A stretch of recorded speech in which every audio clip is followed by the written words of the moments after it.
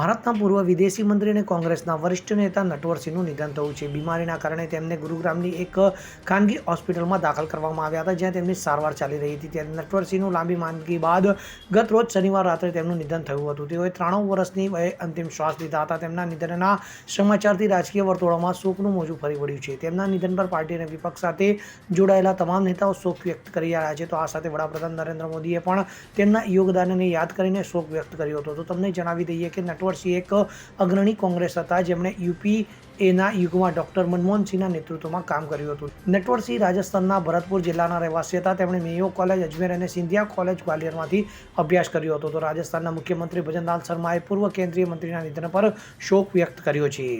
Bureau report CN24 news.